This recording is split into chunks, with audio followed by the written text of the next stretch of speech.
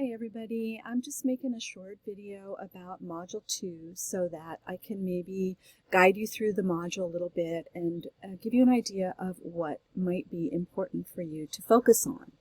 So one thing to remember, Module 2, it does look a little bit long, and I'm sure that makes you feel a little bit like it's daunting. But please don't, because we have a lot of information for you. Many of the pages that are here have very little content. It won't take very long. We do have a lot of videos for you, and you're free to pick and choose the videos that you really want to focus on. We recommend you start the video, see what the theme is, and see if it's useful for you.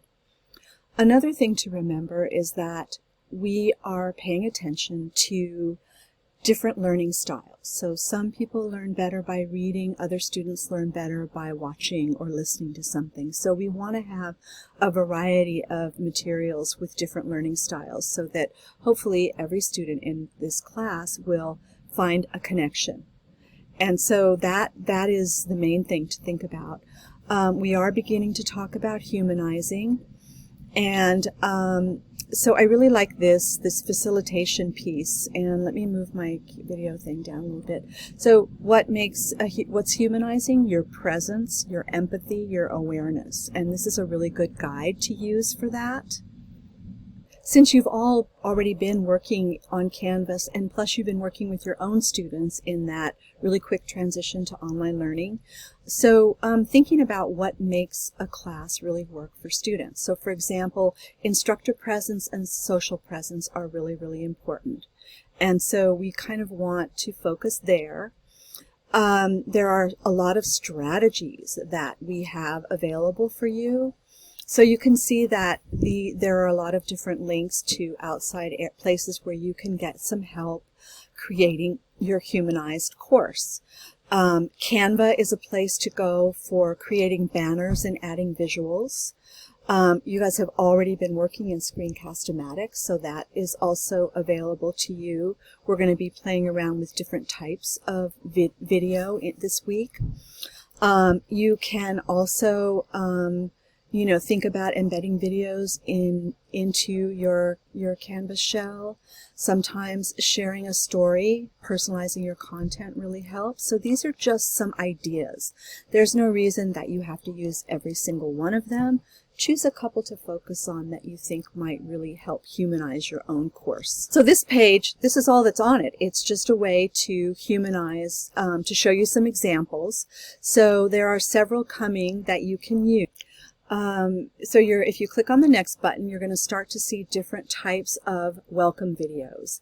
So here is one. We even have one from our very own Alicia Caballero Christensen and her welcome video for her course. So look at some of them and see if there's a style that you really like, that you want to try.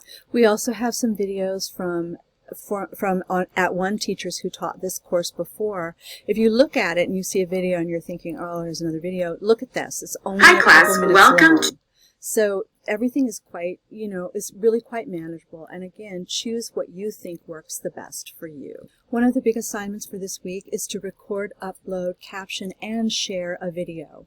And there are a lot of steps to this, but it's pretty manageable. And again, we're available to help you, and we'll be at office hours on Thursday, both of us. Getting started is a little bit complicated for some people, but it is manageable, and we have a lot of support for you. So don't worry, and once you get it figured out, it's going to be something you'll want to come back to again and again. Making videos is really pretty fun. There are also some pretty simple ways for your students to make their own videos and have their presence and voices felt in your class. And I actually like to do that a lot, and I think you might enjoy it. Students usually like it, and it's a good way to have them participate in the course with content.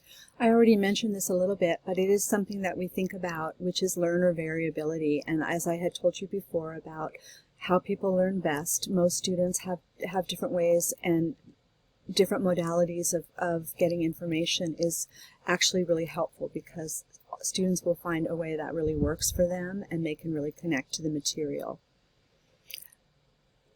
So universal design for learning is a way just to intentionally design your courses.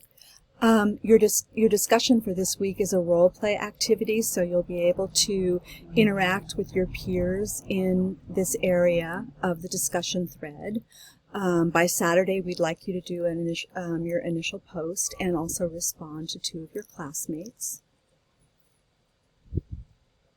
And we have an activity here which is called Rosebuds and Thorns, and this is optional. All you need to do is hit the plus sign and tell us one thing that's going well, and it just stays here. And you can also, the thorn is maybe what's one thing that can improve. Sometimes this helps, and it is optional, but it's a really good way to see how your classmates are feeling about your class. All right, so we are at the end of Module 2. I hope I've given you some ways to help get through the material. Be selective. There are lots of options for you, but it isn't necessary to complete each and every page. You just need to have an idea of the content that we're trying to share with you about humanizing. I do want to tell you that I also took this course. I took it last fall, and I found it absolutely amazing, and I will tell you that my whole approach to online teaching, I had 2 hybrid courses in the spring, really changed. I'm just not teaching the same way as I was before after this course. And I've seen the difference with my students and how connected they feel, and it's just, they really love seeing you and having your presence there in their courses. So good luck this week, and be sure to come to office hours if we can help you in any way, or if you just want to check in.